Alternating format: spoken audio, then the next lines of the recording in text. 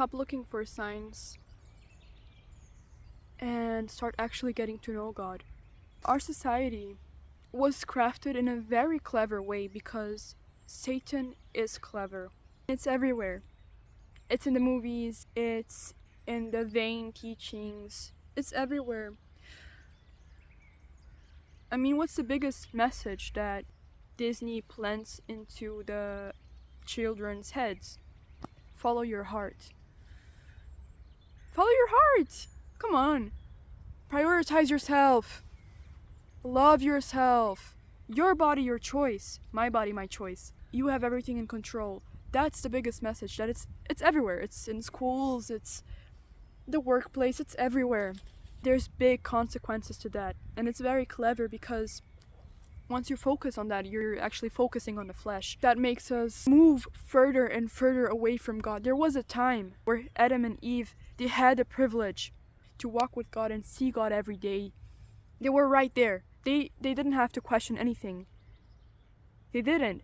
They just knew. That's all. I mean, that's all they knew.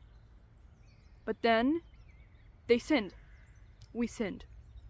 So everything began. The plan was getting crafted, and with each generation and the devil working and also our flesh, because we can't forget about our flesh, it just kept getting worse.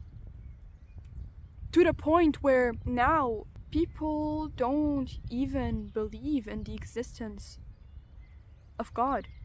People generally believe that living matter came from non-living matter. This is how far we've come. The devil couldn't care less if people don't believe that he exists or that God exists. He doesn't care. He just wants people to get in touch with themselves, with the flesh, because you're basically doing the work for him.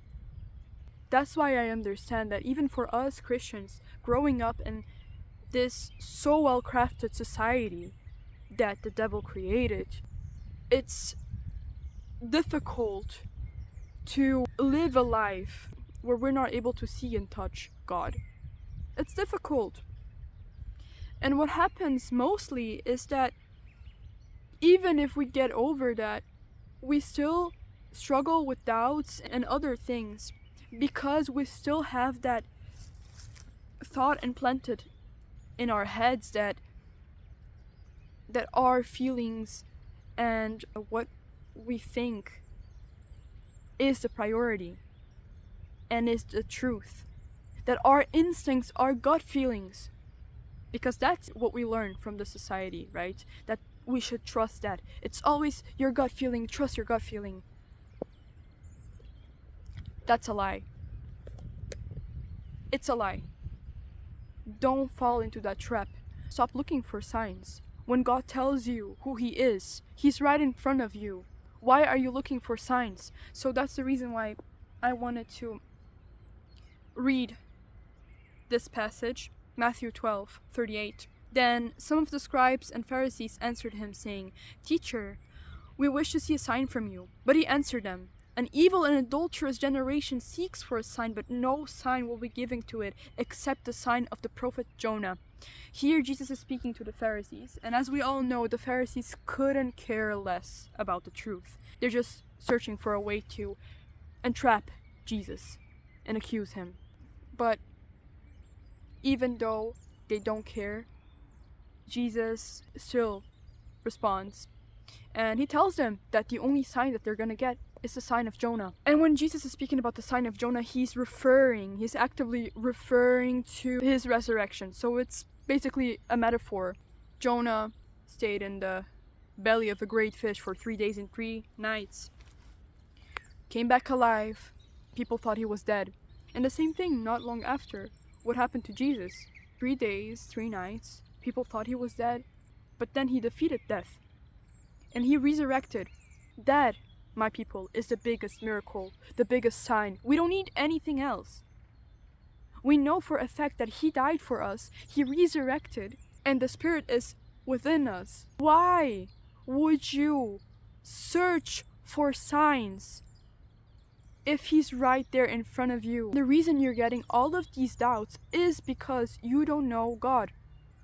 So stop looking for signs and actually start reading the Bible. This is how He speaks to us. The Word.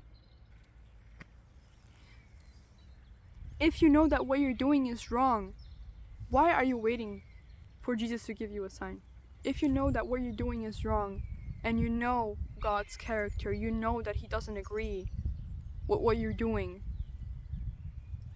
why are you waiting for a sign? You don't need to search for a sign. The only reason why Jesus was able to defeat temptation in the desert was because He knew Scripture. Not only would He speak to the Lord daily, but He knew Scripture. So whenever Satan came up to Him and tempted Him, He knew that all of what He was saying was a lie, was Him trying to deceive Jesus. He had a response to everything that Satan was trying to throw at Him. He had a response. So that is how you defeat your doubts, not asking for signs. You defeat your doubts actually getting to know God and knowing who He is.